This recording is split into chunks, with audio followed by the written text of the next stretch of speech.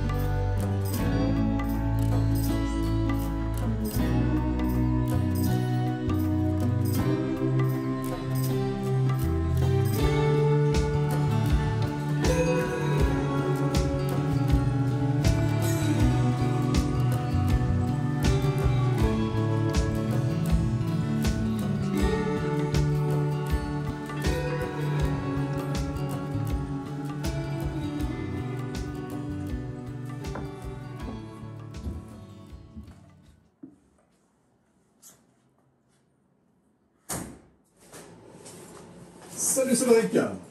Et Fluc, salut. Comment vas-tu? Mais bien et toi? Ah oui, bon faire bonne route. Oui, impeccable, impeccable. En tout cas, merci de nous recevoir. Ouais, avec plaisir. Toi, je finis juste. Oui, fais seulement. Ah, c'est cool que tu aies pu venir. Alors, comme ça, on est dans l'antre de ton moulin. C'est ça. Le moulin. Voilà, j'y suis presque. Comme ça, tu sais, autrement c'est difficile quand on s'arrête à la moitié. Voilà. Pas de soucis, je comprends. Un sac. Dis-moi Cédric, est-ce que tu pourrais te présenter en quelques mots? En quelques mots. Vaste question pourtant. Pour les bases, Cédric, comme on l'a compris, Cédric Progin, disons que dans mon cursus jusqu'à maintenant, j'étais pendant plus ou moins jusqu'en 2015, j'étais architecte paysagiste, j'ai une formation d'ingénieur gestion nature. Et on a fait quasiment 20 ans avec un associé qui a un bureau d'architecture paysagère. J'ai une formation aussi d'économiste d'entreprise qui m'a quand même servi un tout petit peu. Et puis depuis 2015, j'ai commencé à faire du pain. Depuis 2019, j'ai installé le moulin dans la grange qui est attenante à la maison. Ça venait plus possible de faire du pain, encore moins la farine à l'intérieur de la maison. Et puis je me retrouve à être meunier, boulanger, pâtier, entrepreneur, père de famille à la maison. Enfin, donc du coup, qui je suis?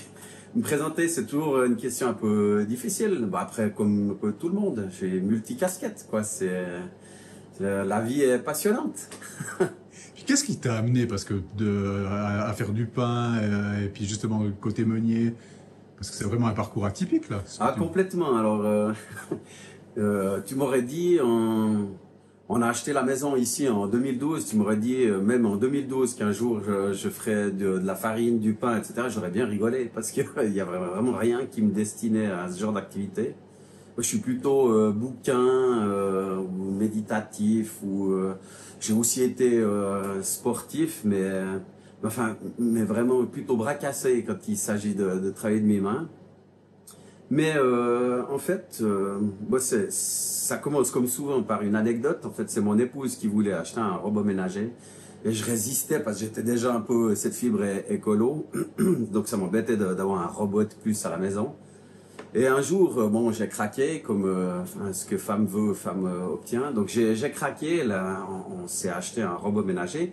Puis après, comme j'ai rouspété, j'ai dit qu'il faudrait qu'elle l'utilise. Du coup, c'est mon épouse qui a commencé à faire du pain, mais selon la recette traditionnelle, farine, levure, eau, sans trop se poser de questions. Ça marchait bien, j'ai des super bons pains au chorizo. Enfin, on s'est régalé bien souvent. Et je sais plus trop pour quelle raison, une ou deux fois c'est moi qui ai dû prendre le flambeau, et puis très rapidement ce robot qui faisait du bruit, qu'on peut mettre qu'une certaine quantité, ça m'a ennuyé. Puis j'aimais quand même bien faire à manger, c'est vrai, donc on a une cuisine avec un grand îlot avec de la place. Je me suis dit je vais essayer de pétrir, mais je me suis retrouvé bras cassés, j'y arrivais pas, enfin c'était catastrophique.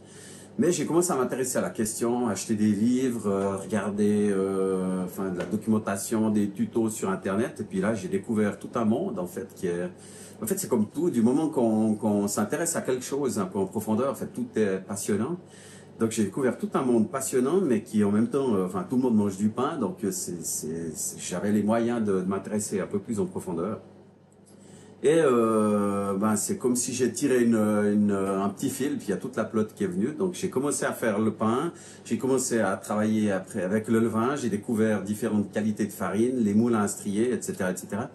Si bien qu'après, comme on avait de la place dans cette maison, on avait une grange attenante qui était vide, j'avais pas forcément envie d'y faire des appartements, je savais pas trop quoi faire de cet immense volume. J'ai dit c'est l'occasion.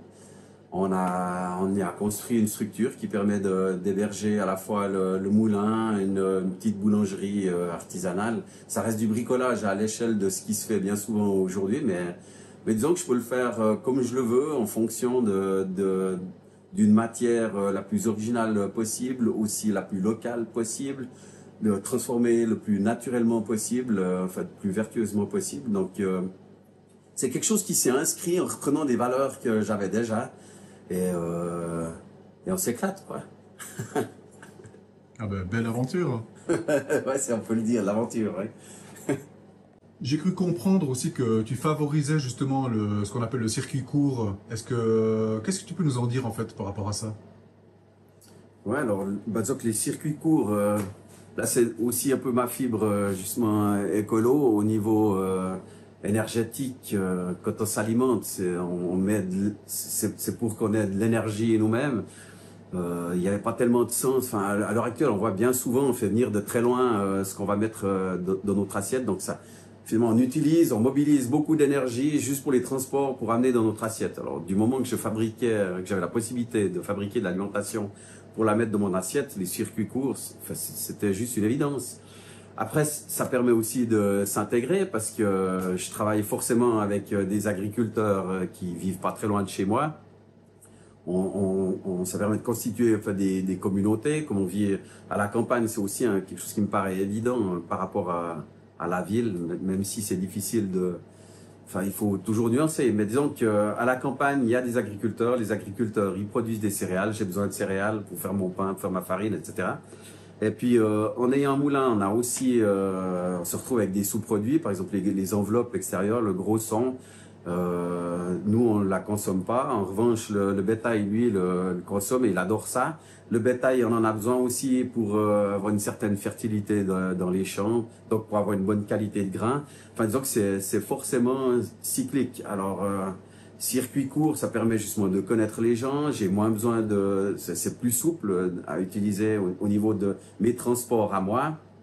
Donc, il y a pas mal d'exemples, mais il y a un des agriculteurs avec qui je travaille, lui, il produit plutôt de la semence, mais il lui reste toujours certains stocks qu'il est content de pouvoir me vendre. Moi, je suis content de l'avoir, de le transformer en farine. Et puis, comme lui, il a encore du bétail, je peux lui amener le gros son avec lequel il nourrit son bétail. Mais par contre, lui, il n'aura pas d'installation, par exemple, pour le triage des céréales. Alors quand je vais, on fait un échange, je lui donne le gros sang, lui, il me donne un big bag de blé ou comme ça. Puis après, je vais aller chez un autre agriculteur qui, lui, aura des équipements de triage, etc. Mais donc, ça crée un réseau où on peut développer des synergies qui sont intéressantes. Et au final, le consommateur, lui, il est content aussi parce que ça permet d'avoir toute une variété de produits qui amènent aussi de la biodiversité dans les champs autour de chez nous, de la biodiversité dans notre estomac. Et puis, disons que c'est toute une chaîne de valeur qui est logique et puis qui peut se développer dans la région sans faire venir de très loin les matières premières, ou alors d'avoir les matières premières chez nous, de les envoyer très très loin pour transformation, de les faire revenir chez nous. Enfin, c'était possible de développer tout ça de manière locale. À savoir que justement, j'ai des voisins agriculteurs qui produisent la matière première. Ensuite, moi je suis plutôt comme transformateur, où je la transforme une première fois en farine. Ça, c'est une première transformation. Et puis là, il y a une deuxième transformation qui sera en pain, ou alors une deuxième transformation, là, depuis peu. J'ai repris une fabrique de pâtes, mais disons que c'est une chaîne de valeur continue qui peut se faire de manière locale, alors que finalement, quand on observe un peu ce qui se passe autour de nous, la plupart du temps, les produits qu'on consomme aujourd'hui viennent de très très loin. Et puis, comme je l'expliquais tout à l'heure, en termes d'énergie, ça se soutient pas du tout. Et on le sait vraiment bien aujourd'hui grâce aux informations qui arrivent jusqu'à nous. Donc oui, je soutiens les circuits courts. J'aime bien favoriser aussi le respect du vivant en travaillant qu'avec des partenaires bio, en étant certifié bio moi-même. D'accord. Ouais, puis c'est un cercle vertueux, quoi. Alors, selon mon point de vue, oui, le point de vue de mes consommateurs. Même là, le consommateur, en fait, on doit l'introduire dans ce système. C'est vrai qu'il y a des agriculteurs bio, ils vivent dans notre région, ils font partie de la communauté. S'ils vivent, il faut qu'ils aient des clients à qui vendre leurs produits. Moi, je suis un premier client, si on veut bien, mais moi, en tant que fabricant, en tant que transformateur, j'ai aussi besoin de clients. Puis le client, c'est le consommateur. Je suis aussi consommateur, on l'est tous, mais disons qu'un consommateur qui s'est posé ces questions, qui souhaiterait, disons qu'il s'introduit de lui-même dans le système, et puis on est un circuit court, en fait. Autant le consommateur que le transformateur, que le producteur primaire. Puis je suis très content de voir qu'on peut se nourrir, en plus c'est quand même des aliments essentiels, hein, les sucres lents, enfin c'est le début des civilisations, ça peut se faire de manière totalement locale, sans aucun problème. Il n'y a pas d'excuses qui permettrait de justifier, de faire venir ça très loin. Donc ça me fait très plaisir de vivre les choses comme ça. C'est une suite logique par rapport à mes valeurs de départ, même si je fais autre chose aujourd'hui. J'avais une question par rapport au moulin. Parce que c'est vrai que souvent on s'imagine la grosse pierre, etc. Alors que là, je la vois pas. Alors, ouais, non, mais bon, les pierres, elles sont quand même... chaque pierre là pèse 350 kg, mais viens, je te montre.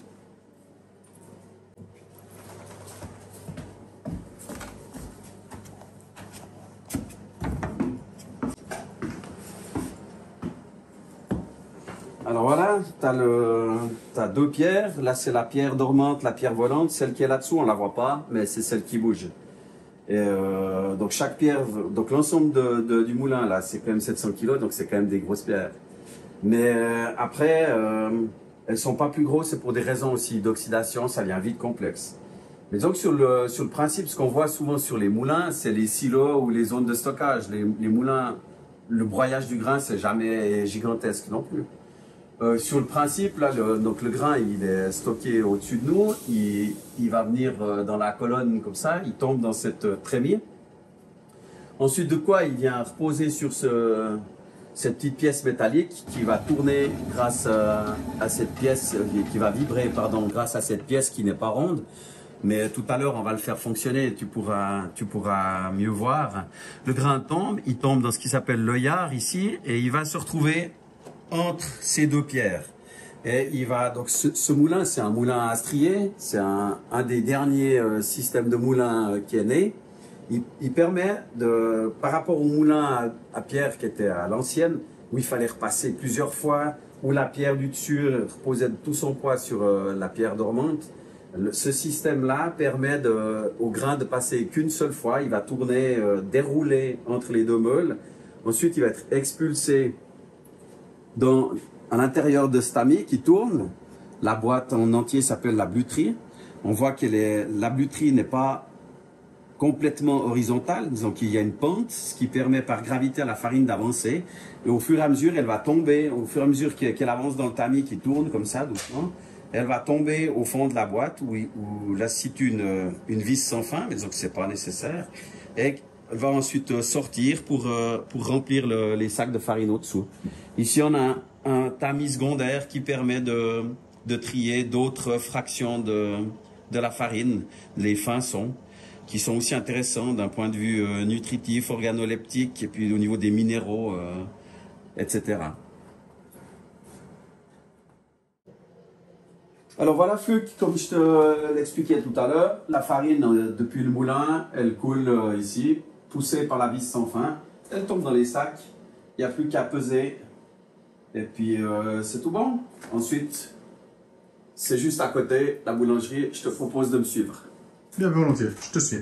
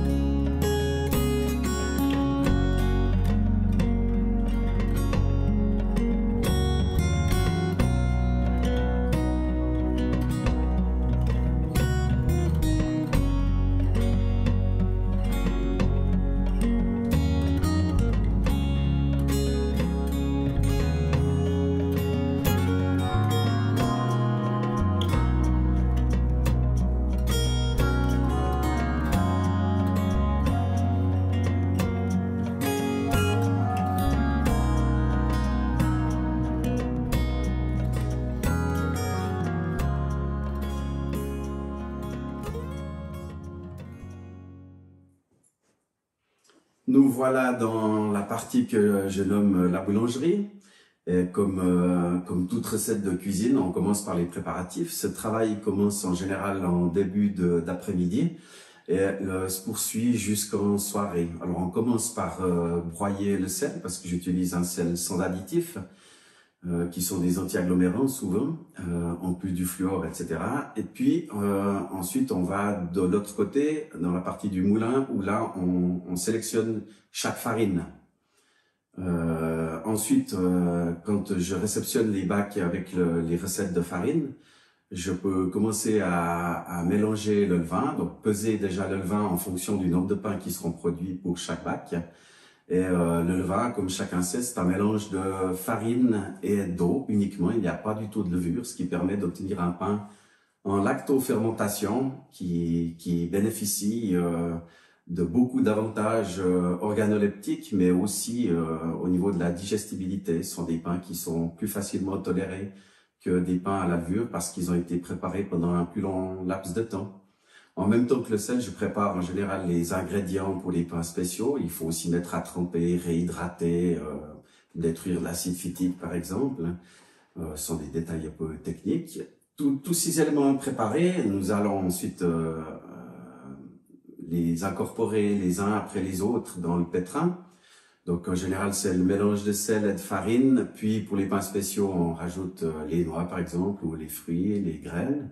Ils sont pas pétris, c'est un terme que j'aime pas vraiment. C'est plutôt, on parle du phrasage où on va brasser jusqu'à l'obtention d'une masse homogène, mais c'est suffisant en général. Étant donné que les pains poussent ensuite pendant toute une nuit, ça va de 12 à 15 heures à température ambiante. Le réseau de gluten qui va permettre de retenir les gaz à la cuisson pour faire gonfler le pain, il est suffisamment développé. Et puis ça permet aussi d'avoir justement un pain qui sera moins collé ou en tout cas plus facile à digérer. Les molécules seront peut-être moins solides. Le lendemain matin, après une nuit de pousse à température ambiante, chaque pâte est sortie de son bac pour être mesurée et divisée en fonction du nombre de commandes qui était prévu. Chaque recette est préparée en fonction du nombre de commandes et divisée en pâtons. Chaque pâton sera ensuite façonné. C'est une opération qui consiste à les retendre, faire une boule pour retendre une partie comme les gluten, que le pain gonfle bien, qu'il ait une jolie forme. Et les pâtons sont ensuite disposés dans des bannetons qui sont, pour les modèles que j'utilise, ils sont en pâte de bois compressée.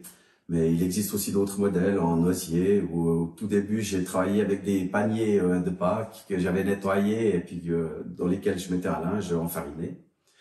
Et le pâton ensuite va reposer encore environ 1h30, enfin 1h30 c'est un minimum jusqu'à 2 heures, à température ambiante aussi si on a l'occasion d'être un peu plus frais pour que la pâte se détende un tout petit peu.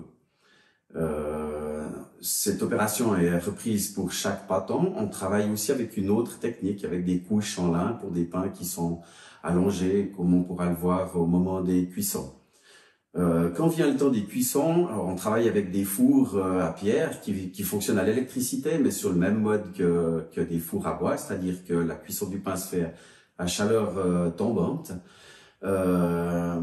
Chaque pâton est repris, disposé sur une planche à bois, donc l'enfournement se fait à l'ancienne. Pâton après pâton, vient l'opération du grignage qui sert à la fois à les reconnaître et à laisser sortir les gaz pour qu'ils poussent bien, que le bullage se fait très bien. Et selon les fournées, selon les quantités de pain qu'on va cuire, selon les modèles de pain, s'ils sont allongés ou arrondis.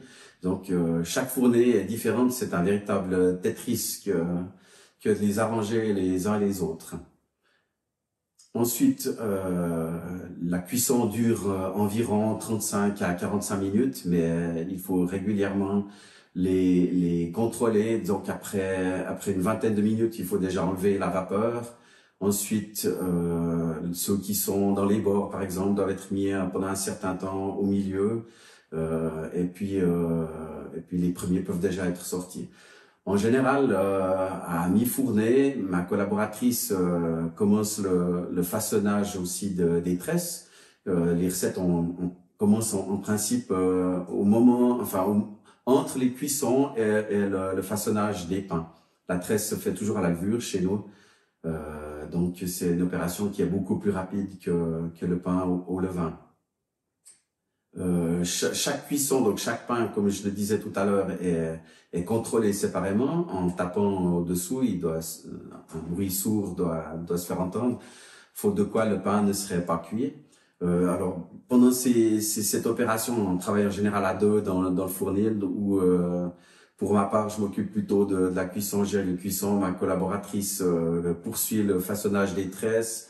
Et ensuite, ils sont aussi badigeonnés d'œufs ou une préparation aussi à base de lait pour la dorure.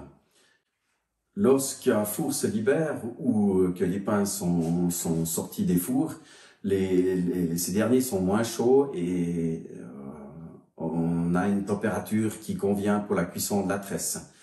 Donc vient le moment pour elles d'être enfournées. Elles sont disposées sur des plaques parce que donc ça prend trop d'espace, c'est un peu trop compliqué pour la pousse. Donc si on les met sur des plaques, on peut directement les enfourner, c'est tout à fait pratique. À mi-cuisson, comme pour les pains, on va les retourner parce que, comme je l'ai dit, le phénomène ne reste le même que pour les pains. La cuisson n'est pas tout à fait uniforme. Donc à mi-cuisson, elles sont retournées. À la fin de la cuisson, les tresses sont déposées directement sur la sole pour bien peaufiner la cuisson.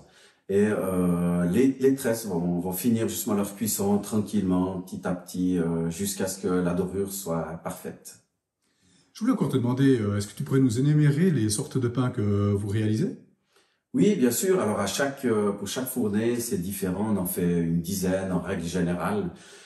Pour cette fois, par exemple, il y avait le petit sang, on a aussi fait le triticlair, on a le multigraine, tout ça sont ces best-sellers, le pain aux noix, aussi le pain aux céréales anciennes, le pain aux fruits, le pain campagne qui contient du seigle, un sorgho, une spécialité, un l'amidonnier qui est un cousin du blé très ancien, l'engrain presque chaque fois, mais sans oublier, surtout pas, même qu'elle vient en retard, la tresse. D'accord. Et puis, par rapport à ça, qu'est-ce qui vous différencie, en fin de compte, par rapport à vos produits? Alors, ce que je dirais principalement, beaucoup de choses finalement, hein, mais uniquement des circuits courts. Toutes les céréales viennent d'agriculteurs autour de chez nous, uniquement des produits bio. On fait aussi attention aux matériaux qu'on utilise, qui sont le plus vertueux possible. Enfin, j'évite le plastique ou tout ce qui est microplastique, tout ce qui est polluant éternel. Enfin, c'est problématique qu'on entend beaucoup. Ce qui me tient à cœur aussi, c'est la digestibilité, les qualités nutritives. C'est vraiment important et que ça convienne à tout le monde. Donc, il n'y a aucun améliorant, aucun additif qui rentre et toute la panification se fait au levain. Donc, c'est une fermentation très longue qui permet de prédigérer le pain.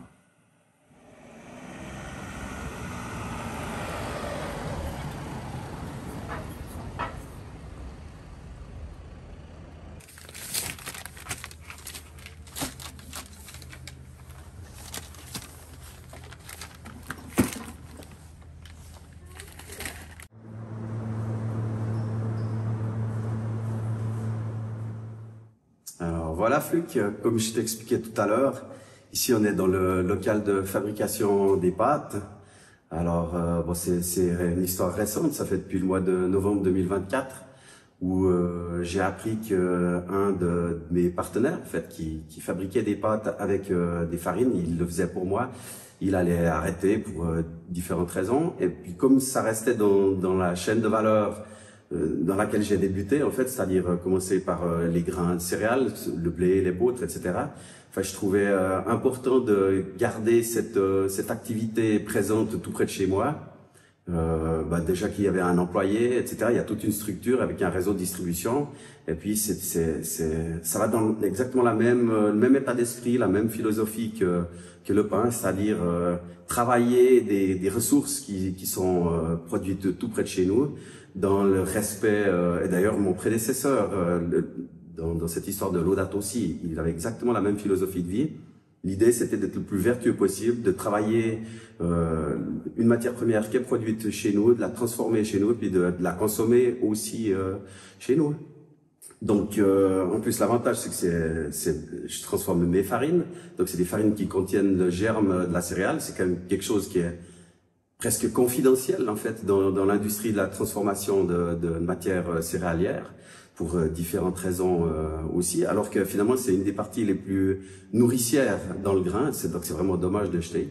Donc, du coup, là, on la retrouve dans les pâtes, et puis enfin voilà, on reste dans la même chaîne de valeur. Ça me donne l'occasion de commercialiser, de faire goûter aussi différentes sortes, de rééduquer quasiment les goûts, on va dire ça comme ça, parce qu'on a l'habitude de consommer des produits industriels standardisés. Et là, il y a toute une éducation à refaire. Enfin, c'est vraiment important. Donc, dans ce local, on a une machine qui fabrique C'est des process qui restent industriels dans la manière, mais en termes de volume, on est vraiment dans l'ordre de l'artisanat. Parce que notre machine sur le papier, elle permet de produire à peu près 50 kg à l'heure, mais dans les faits, c'est toujours un peu moins. Donc c'est une personne qui vient, qui travaille là pendant un jour à peu près de fabrication, et puis le lendemain, c'est l'ensachage, après un séchage assez lent aussi, entre 10 et 15 heures pour pas atteindre des températures trop élevées, qui dénaturent aussi le produit, si c'est le cas en fait. Et on produit différentes formes, différentes filières qui sont alors là aussi toujours en bronze, en contradiction avec l'industrie qui travaille avec des filières en téflon.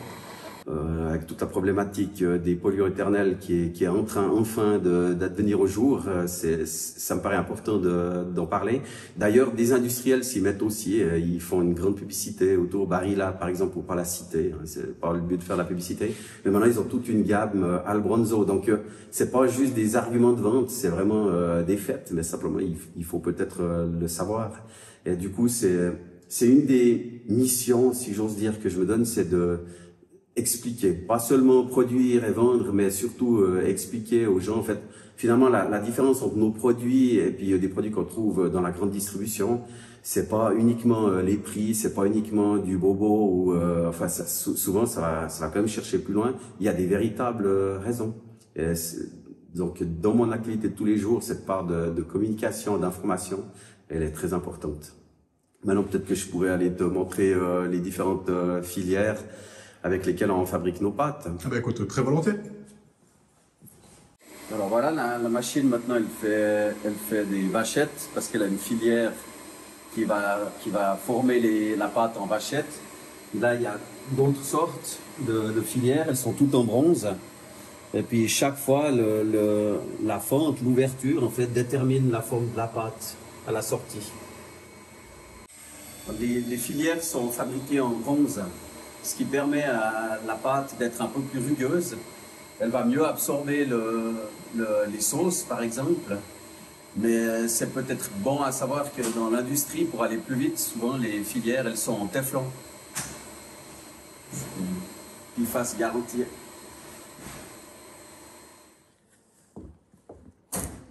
Et voilà, un autre bout de la chaîne pour les clients. C'est notre petit armoire self. Pour les pains, on met de ce côté sur les étagères dans des sachets avec les noms. Ici, on trouve d'autres produits, des pâtes, des farines. L'huile de colza d'un de mes fournisseurs de grains.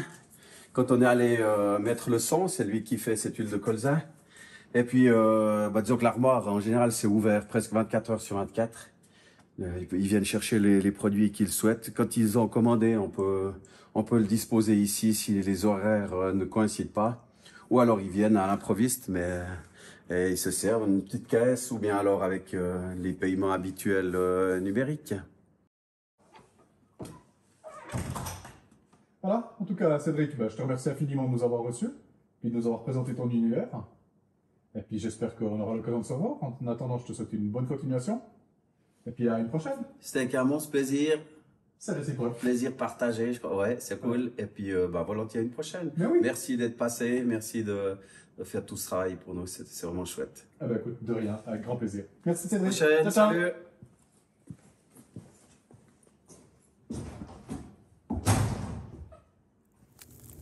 Voilà, nous arrivons à la fin de ce reportage. Je tiens à remercier très chaleureusement Cédric Progin pour son aimable hospitalité, ainsi que pour nous avoir ouvert les portes de son univers, un monde où le grain est moulu à l'ancienne, où chaque pain raconte une histoire de savoir-faire et de passion. Également un immense merci à tous ces artisans et paysans qui par leur engagement font vivre ce cercle vertueux, celui du circuit court. Soutenir leur travail, eh bien, c'est choisir l'authenticité, le goût du vrai et le respect des traditions. J'espère que tu auras apprécié cette vidéo. Si c'est le cas, eh bien, n'oublie pas de la liker, de la partager au plus grand nombre, de t'abonner, de nous laisser des commentaires. Tout ceci permet de référencer la chaîne et on en a besoin. Je te rappelle par la même occasion que tu peux te rendre sur notre site internet www.regioninterroir.com. Tu y trouveras d'autres informations complémentaires aux vidéos qu'on réalise. Si toutefois dans ta région tu connais un artisan qui vaudrait la peine d'être mis en avant par le biais d'un reportage vidéo, eh bien tu peux tout simplement m'écrire à info@regioneterroir.com. En attendant la prochaine aventure, qu'est-ce qu'on leur dit, Frodo? On te dit ciao, ouf, et à la prochaine. Prends soin de toi.